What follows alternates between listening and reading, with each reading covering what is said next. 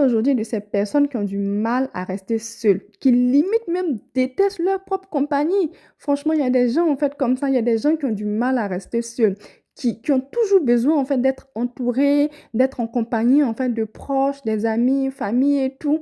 Pourtant, c'est tellement important de passer souvent, je dis pas tout le temps, mais souvent du temps en fait avec toi-même, de passer du temps seul, pouvoir te découvrir, savoir en fait qui tu es, parce que quand tu passes du temps, en fait, avec toi-même, bah, ça t'apprend, en fait, à savoir vraiment ce que tu veux dans la vie, ce que tu peux accepter aussi venant des autres, ce que tu peux pas accepter venant des autres, savoir aussi qui tu es vraiment et t'aimer aussi, voilà, parce que quand tu sauras qui tu es vraiment, bah, ça te permet de t'aimer, en fait, comme tu es.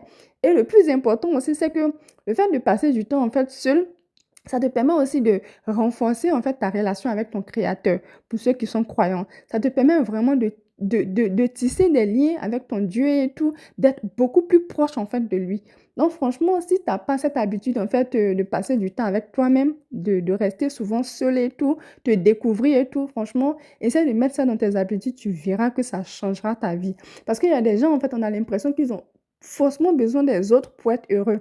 Pourtant, quand tu commences à passer du temps seul, tu verras en fait que tu n'as pas forcément besoin de beaucoup de personnes autour de toi pour être heureux. Tu peux être heureux en fait avec ta propre compagnie.